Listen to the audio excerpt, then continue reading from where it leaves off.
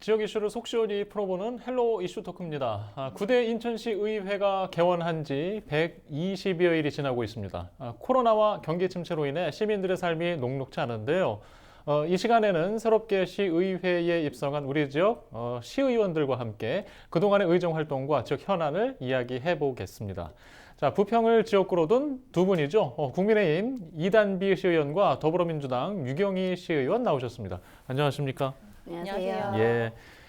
일단 시의회에서 각 소속 상임위를 좀 소개와 함께 밝혀주셨는데 왜 좀 이 상임위에 배정이 됐는지도 좀 먼저 묻고 시작을 하겠습니다. 이단비 의원님 먼저 그 행정안전위에 소속된 배경이 뭘까요? 네, 제가 갈산동에서 태어나서 지금까지 평생 부평에서 살았는데 이번 선거를 치르면서 공약들을 이제 살펴보다 보니까 부평에 대해서도 잘 모르더라고요. 그래서 인천시의회에서 일을 하기 위해서 초선인 만큼 인천시 전반에 대한 공부가 필요하다고 좀 생각을 했었고, 제가 공약은 대부분 문화복지위원회에 집중이 되어 있어서 많은 고민을 하다가 전반기에는 인천시 전반과 인천시의회 전반에 대해서 좀 파악을 해야겠다라는 생각에서 행정안전위원회를 선택했습니다. 예. 또 이단비 의원께서는 지금 의회 안에서도 상당히 그 젊은 의원으로 주목을 많이 받고 있는 분이 아주 관심이 많습니다. 자, 유경희 의원께서도 지금 문화복지위원회 소속이시잖아요. 네네네. 예. 기초의원 경력도 있으시고, 예. 궁금한 점이 많습니다. 왜 네네. 상임위 선택을 이렇게 하셨을까요? 기초의원 때도 행정복지위원회 소관으로 4년 동안 일을 했었습니다. 그리고 복지를 검색해보면 행복한 삶이라고 나와요. 네. 근데 저희 의원들의 역할은 주민 민원 해결을 통해서 주민 불편함을 해소하고 또 조례나 정책들로 인해서 생활의 환경을 좀 더 나은 환경으로 제공해 줄 수 있는 일들을 하고 집행부 견제를 통해서 예산의 효율성이나 투명성을 저희가 계속 관리 감독하는 일을 하잖아요. 이 모든 일들이 한마디로 말하면 주민들의 행복한 삶을 위한 일이 아닌가라는 생각이 듭니다. 그래서 시의원의 2년간은 주민들을 위한 문화 복지를 위한 일을 하고 싶어서 선택을 했습니다. 예, 알겠습니다. 아주 좀 기대가 적지 않습니다. 두 분의 좀 선전을 좀 기원하면서 다음 이야기를 좀 해보겠습니다. 지금 이제 부임한 지 얼마 안 되셨잖아요. 네. 취임하신 지. 근데 벌써 이제 조례 발의들을 하셨어요? 네. 예, 지금 관련 내용들을 좀 짧게 듣고 이야기할까요? 유경희 의원님 어떤 관련 조례 지금 활동이 있으셨죠? 예, 저는 지금 조례 가장 시의회에 들어와서 뜻깊은 조례는 제가 지금 준비를 하고 있는 청년예술인 지원 조례인데요. 어제도 청년 예술인들과 함께 이 조례 관련해서 간담회를 진행했었고요. 제가 이제 구의원 시절에 청년 기본 조례를 하면서 청년들과의 간담회자를 많이 가졌었습니다. 그때 간담회에 참석했던 우리 청년들 중에서 가장 많은 고충을 얘기했던 분들은 청년 예술인들이었습니다. 그래서 제가 이제 시의원이 되고 또 문화복지위원회로 예. 또 일을 하게 돼서 그 고충을 조금이나마 덜어주고 싶다라는 생각에 청년예술인 지원 조례를 준비를 하게 됐고요. 또 그보다 지금 또 이 시기적절하게 이 시기에 제가 이제 조례를 한 뜻깊은 의미가 하나 또 있는데요. 우리 유정복 시장님께서 문화예술 분야 예산이 저희가 지금 총 예산의 1.67% 정도 되거든요.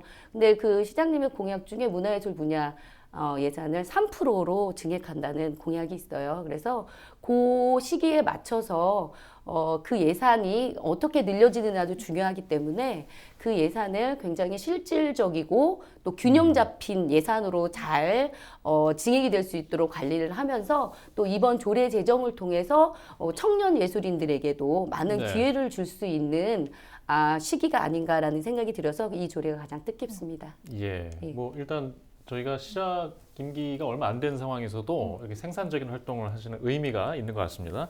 이단부 의원도 관련 조례 이야기 좀 해주시죠. 지금 제가 대표 발의한 조례들은 심사 중이고요. 일단 이제 인천시에서 이번에 조직 개편을 통해서 청년 정책 담당관을 신설하고 이게 이제 저희 시의회에서는 행안위 소속으로 이제 이전이 됐어요. 원래는 일자리 창출에 좀 치우쳐져 있다가 청년은 일자리 창출의 대상이나 수혜자가 아니라 정책 전반에 대해서 토의를 할 수 있는 하나의 집단이다라고 이제 인식을 하고 행안위로 이전을 해가지고 이제 김대영 의원님 이제 민주당이시긴 한데 같은 청년 의원님이시거든요. 그래서 김대영 의원님이 대표 발의하신 그 청년 기본조례 이제 일부 개정안을 통해서 인천시 청년 군 상해보험 신설하고 이제 지원을 신설을 하고 또 이제 청년 공간에 대한 용어를 정비를 했어요. 근데 제가 앞으로 청년 공간 지원 조례를 좀 만들고 싶은 생각이기 때문에 일단 용어 정비를 하고 그 공간에 대한 의견을 청년의 날을 통해서 이제 좀 수렴을 했는데 이야기를 듣다 보니 인천시에서 공간을 만들긴 하고 제대로 활용을 못해서 어떤 공간은 지어진 후에 지원이 없어서 좀 방치되고 있는 공간이 있고 어떤 이제 집단에서는 공간을 좀 필요로 하는데 공간을 새로 짓는 데는 시간적 여유가 필요하고 그래서 이런 공간을 전체적으로 활용할 수 있는 방안으로 좀 조례를 준비하고 있습니다. 예. 알겠습니다. 지금 앞으로 이제 활동하실 기한들이 더 많이 남아 있기 때문에 아주 생산적인 활동이 기대가 되는 모습입니다. 자, 현안 문제 바로 가볼까요? 저희가 이제 부평 지역구에 활동을 하고 계시기 때문에 일단 미군 기지 그 부평 캠프마켓 이야기를 좀 먼저 해보겠습니다. 지금 그 토양 오염 정화 문제 때문에 조병창 건물을 존치해야 하느냐, 철거해야 하느냐. 자, 이 이야기가 아주 오랜 기간 수기 과정을 거치고 있습니다. 의회에서도 자세히 지켜보셨을 텐데요. 두 분께서는 이 문제를 어떻게 바라보고 계신지 의견을 좀 한번 각각 들어보겠습니다. 이단비 의원께서는 이 문제의 진행을 어떻게 보고 계세요? 네, 일단 캠프 마켓이 인천 전체의 랜드마크가 되어야 한다는 목소리에 충분히 공감을 하고 있어요. 그런데 이제 다만 이제 지역 주민들은 캠프 마켓 지역의 토지 오염에 대해서 아직도 우려를 표하고 있는 상황입니다. 일단은 토양 오염을 정화함에 있어서 일단 다이옥신 같은 경우는 정화 작업이 성공적이라는 보고를 많이 받고 있습니다. 그런데 이제 그럼에도 불구하고 지역 주민들에게 이 다이옥신의 정화가 완벽하게 이루어지고 있고 또 다른 오염도에 대해서는 어떻게 정화할 것인지 좀 투명하게 공개가 되고 있지 않고 주민들에게 설명회 같은 게 부족하기 때문에 아직도 그런 우려들이 계속 발생을 하는 거라고 네. 생각해요. 그리고 그렇기 때문에 토양 오염에 대해서도 연구 결과나 이런 걸 충분히 주민들에게 공개를 하고 설명을 드리고 또 정화 과정을 좀 투명하게 공개를 해서 주민들이 정화 과정을 직접 볼 수 있도록 참여하는 그런 시스템 마련이 필요한데 아직 그런 게 시에서 부족하지 않나 그런 생각을 하고 있습니다. 네. 일단 오염 시각에서 본다면 뭐 철거에 대한 의견이 많을 수 있겠으나 일단 뭐 문화재청에서의 보존 의견 등 이게 역사적 사실의 어떤 필요성에 의한 그런 고민들이 사실 함께 있는 게 아니겠습니까? 유 의원께서는 어떤 시각을 갖고 계십니까? 네, 좀 제가 문화복지위원회 소속 의원이긴 하지만 사실 조병창 부분이 예. 그 저희 위원회 소관 업무가 아니고 캠프마켓 소관 업무다 보니 저희가 많은 의견을 전달할 수 없음이 좀 안타까움은 있습니다. 근데 조병창 그 병원 건물은 일제 만행을 후대나 전 세계에 알릴 수 있는 중요한 공간이라고 생각이 듭니다. 일제 침략과 수탈의 근대사를 상징적으로 보여주는 중요한 공간이기 때문에 저는 개인적으로는 보존하고 싶은 마음이 있습니다. 근데 여러 가지로 비용이나 시간이나 주체나 방법이나 이 토지 오염 부분에 있어서 정화 작업에 있어서 문제가 매우 풀기 어려운 문제들이 있습니다. 그래서 그런지 올 8월에도 문화재청에서도 그 오염 정화에 지장을 주지 않는 범위 내에서 최대한 보존을 해달라라는 약간은 소극적인 입장의 의견을 전달하기도 하였습니다. 예. 네. 일단 충돌에 크게 이렇게 도움이 되는 발언은 아니었던 것 같아요. 아쉬운 면이 있어요. 네. 예. 일단 캠프마켓 관련된 민관협의체 활동 뭐 적지 않은 기간이었는데 충분한 토론이 있었던 것 같고요. 근데 이제 기간이 끝났어요. 이후에 이제 어떤 이게 소통이 이어지는 건지 아니면 어떤 결정을 기다려야 되는 건지 궁금한데요. 어떤 과정들이 좀 남아 있을까요?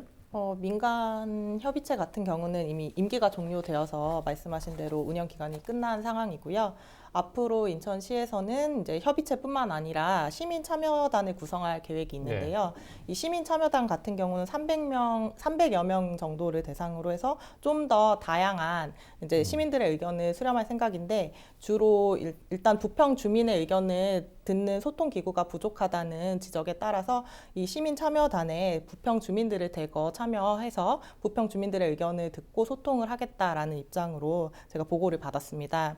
그리고 일단 제가 캠프마켓에 대해서 계속 지속적인 관심을 갖고 보고를 받고 있는데 이제 마스터 플랜 자체가 시에서는 수립이 되지 않았기 때문에 좀 시 자체에서는 이제 답변이 나갈 때 항상 소극적으로 나가고 있어요. 예. 그래서 일단은 주민 참여단이든 시민 참여단이들 구성을 해서 이제 소통을 하고 이제 마스터 플랜 자체를 수립을 해야 이 캠프 마켓이 좀 조속하게 어떻게 예. 이제 방향이 나올 텐데 마스터 플랜 자체가 아직 수립되지 않았다는 게 너무 아쉽고 하루빨리 마스터 플랜을 수립할 수 있도록 주민 공청회나 주민 토론회 같은 게 좀 자주 좀 활발하게 좀 이루어졌으면 좋겠다라는 예. 생각을 갖고 있습니다.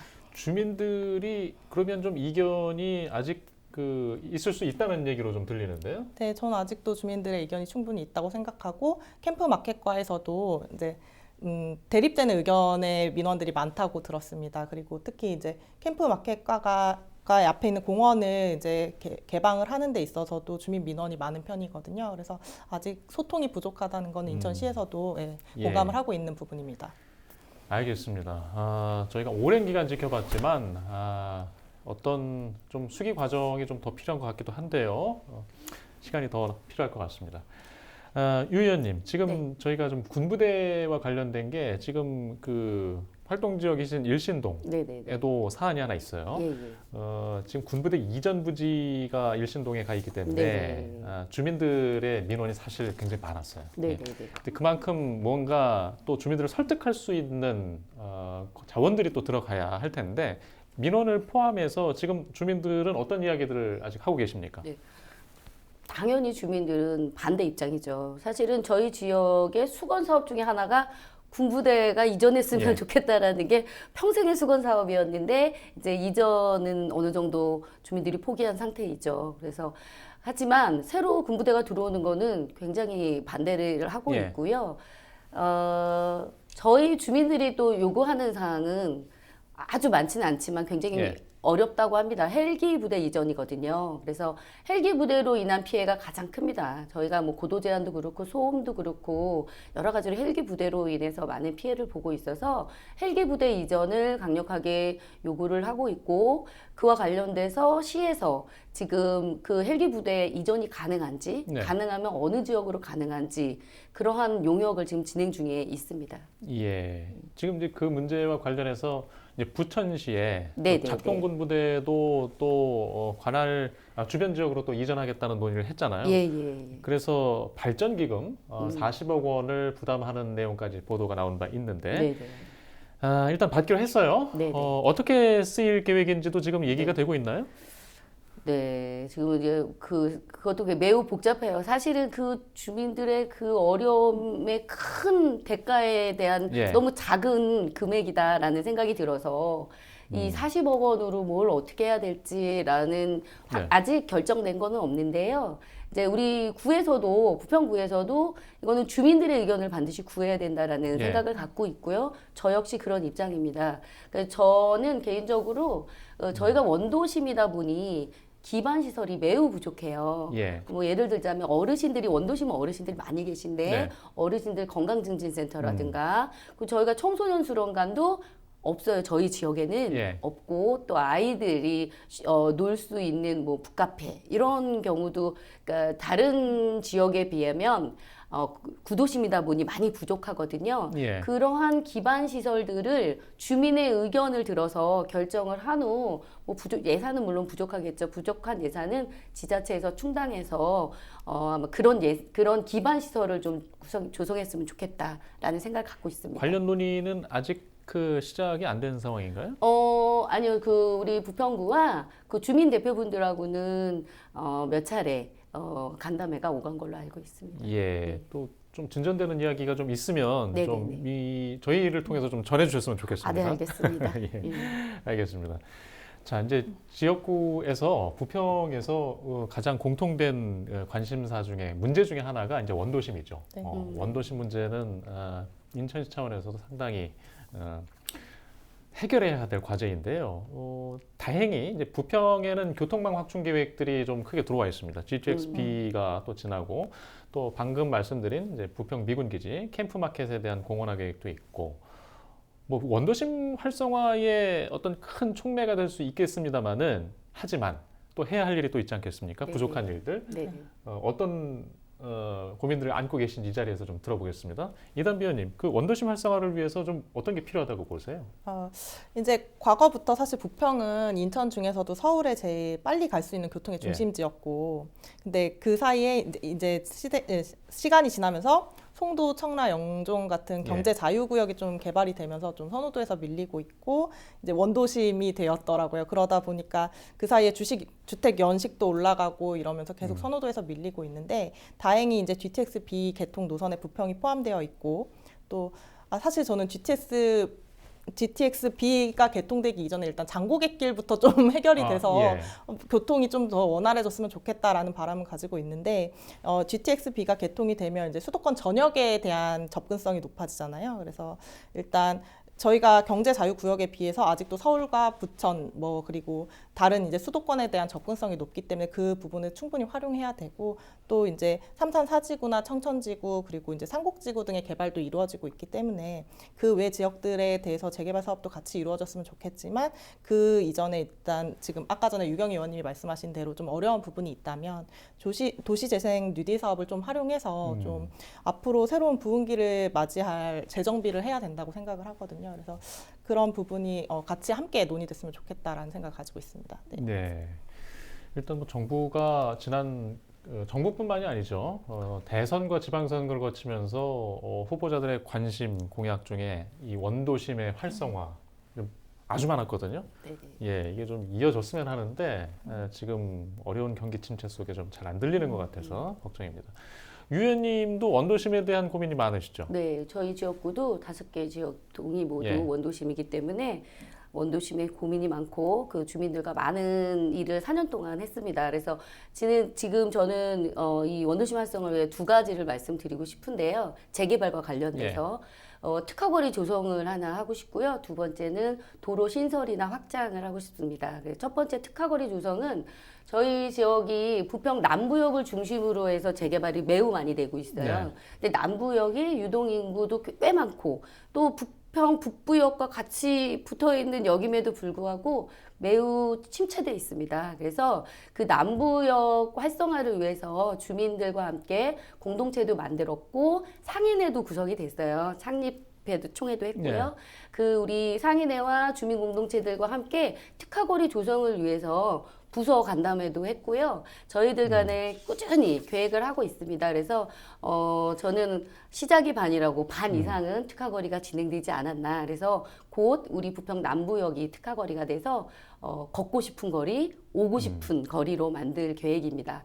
그렇게 되면 재개발로 우리 유입되는 인구들이 다른 데로 나가지 않고 우리 지역 안에서 소비될 수 있지 않을까라는 생각이 듭니다.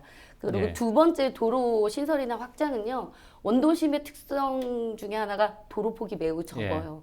벌써부터 지금 길이 막혀서 매우 혼잡하거든요. 그래서 도로 계획선상에 그 도로선이 돼 있는 곳들이 있어요. 네. 그런 곳들을 좀 신설을 해야 된다고 보고 있는 도로폭도 좀 확장해야 된다고 봅니다. 알겠습니다. 진행되는 내용도 좀 빠짐없이 좀 전해주셨으면 합니다. 네네네. 예. 이단비 의원께서도 관심 갖고 있는 정책 계획이나 이야기 좀 부탁드리겠습니다. 앞서 지금 유경희 의원님께서 말씀을 하셨는데 원도심의 도로 폭이 너무 좁다 이런 말씀을 하셨어요. 근데 저희 지역구도 마찬가지로 십정동에 더샵 아파트가 들어서면서 도로가 매우 이제 막히고 있는 실정이거든요. 그래서 지금 2006년부터 사실 여름을 지구단위 계획 내에 사실 십정동 도로에 관한 계획은 포함되어 있었습니다. 특히 이제 십정동 소 2-2호선 도로 개설 사업이 지금 계속 지연되고 있는 것이 구에서는 보상에 관한 예산을 다 소진을 하였고 이제 시의 지원을 좀 바라고 있는 상황인데 그게 지금 계속 지연이 돼서 지금까지 계속 그 도로 개설 사업까지 지연이 되고 있거든요. 그러다 보니까 이제 올해 내로 이제 부평구에서 또 특별 교부세 신청을 또 재신청했는데 그 부분에 대해서는 제가 살피고 있고 이번에 예산에 반영될 수 있도록 지금 계획을 하고 있습니다. 네, 앞으로도 계속 챙겨보겠습니다. 예, 알겠습니다. 곧 이제 첫 행감을 준비하고 계시죠? 네. 예, 저희가 뭐 행감 때도 아주 맹활약을 좀 기대하겠습니다. 일단은 저희가 부평 현안을 가지고 저희 지역구 의원들 모시는 순서를 좀 준비하고 있는데요. 오늘 이단비 의원, 유경희 인천시 의원 두 분 모시고 이야기 나눠봤습니다. 이후에도 지역 발전을 위한 시간 준비하도록 하겠습니다. 오늘 이슈 토크는 여기서 마치겠습니다. 시청해주신 여러분 고맙습니다.